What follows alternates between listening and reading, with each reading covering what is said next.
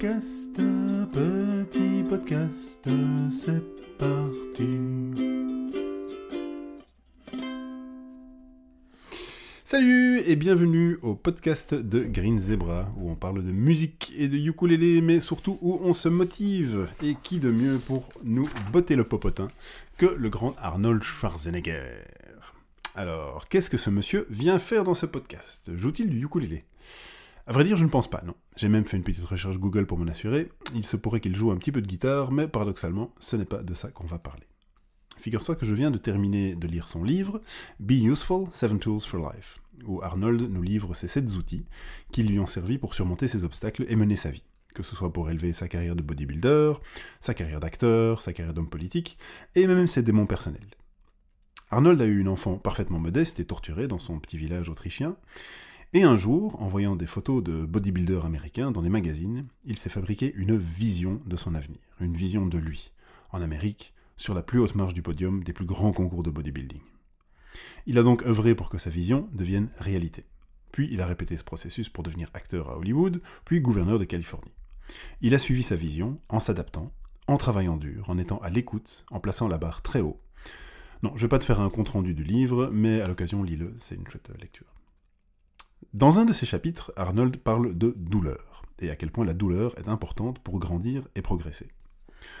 Ce n'est pas une idée nouvelle, on connaît tous des proverbes comme il faut souffrir pour être belle, ou no pain, no gain. Mais la manière dont Arnold développe son idée m'a interpellé. Dans le cadre de son développement physique, il passe évidemment énormément de temps à s'entraîner en salle de sport, et à pousser son corps à l'extrême. Il dit que le début d'un entraînement n'apporte rien. Ce n'est qu'à partir du moment où les muscles commencent à faire mal que l'entraînement commence vraiment, car c'est là qu'il se développe. Selon lui, si tu t'arrêtes quand tu commences à avoir mal, tu passes complètement à côté de ton entraînement. Ce qui explique certainement pourquoi moi j'ai des Mikado à la place des bras, mais voilà, revenons à nos moutons. Il enchaîne en racontant que dans la vie, tout le monde cherche des hacks ou des raccourcis pour atteindre leurs objectifs avec le moins d'efforts possible. Et c'est vrai que sur internet, tout le monde propose des méthodes faciles pour obtenir des résultats rapides. Y compris moi sur ma propre chaîne YouTube, j'avoue, ça ne s'appelle pas Super Fastoche pour rien. Et on ne voit pas beaucoup de chaînes YouTube affichées « Transforme ton corps en 3 ans, en t'entraînant 2 heures par jour, en changeant radicalement tes habitudes alimentaires et sociales. Voici un tuto de 3 heures qui ne t'explique que 1/10 de ce que tu dois savoir, et je te préviens, ça va être long et tu vas souffrir. » Non, ça ne fait pas rêver. Pourtant, les trucs faciles ont bien leur place dans ton apprentissage, mais j'y reviendrai plus tard, si tu veux bien. Revenons sur la douleur. Arnold va encore plus loin, en disant que la douleur est une fin en soi. C'est-à-dire qu'on ne va pas à la salle de sport pour voir gonfler ses bras ou ses abdos, on va à la salle de sport pour se faire mal. Parce que quand on se regarde dans la glace à la fin de l'entraînement, les bras n'auront pas visiblement changé, c'est juste décourageant. C'est un processus lent.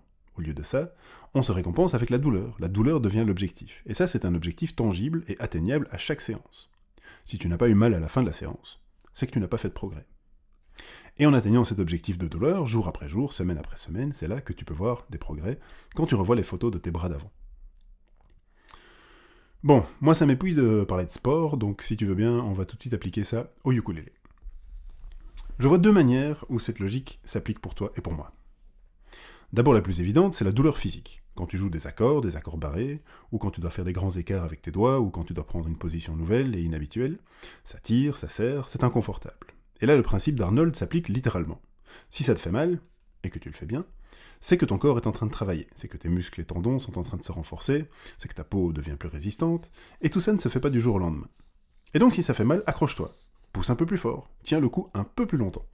Tu ne verras aucune différence là tout de suite, mais crois-moi, dans quelques semaines, dans quelques mois, la différence se fera nettement sentir.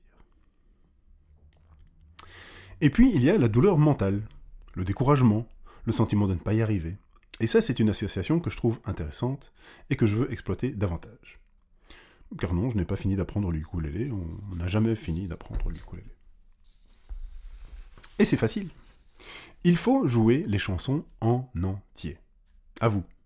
Trop souvent, tu joues le premier couplet, le refrain, et puis arrive au second couplet, tu te dis « oui, bon, ça va, c'est bon ». Parce que tu as déjà fait bien assez de fautes comme ça, que tu trouves le temps long, que tu as peur d'ennuyer les gens autour de toi, bref, tu veux arrêter les dégâts et passer à autre chose. Eh bien non, continue, jusqu'au bout. Et s'il y a 2 refrains consécutifs à la fin, tu les joues tous les 2, hors de question d'abréger. Et quand tu fais une faute, tu ne t'arrêtes pas.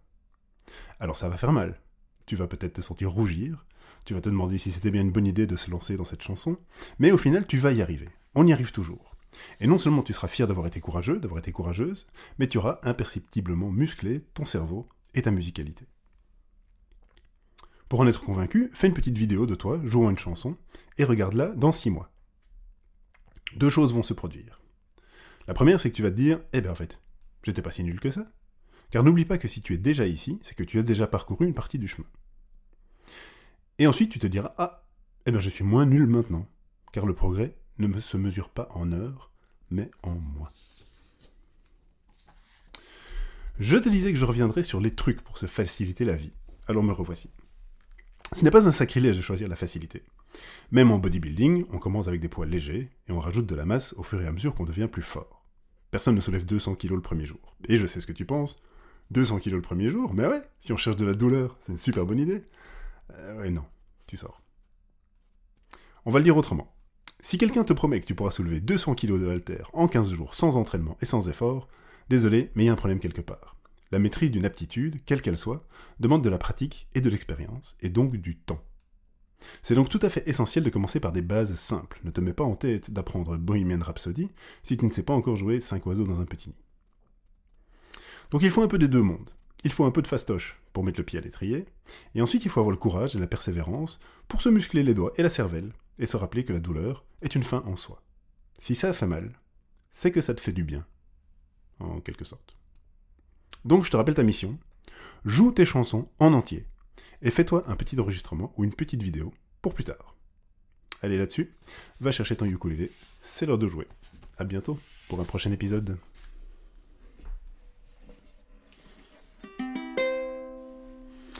Petit podcast, c'est fini.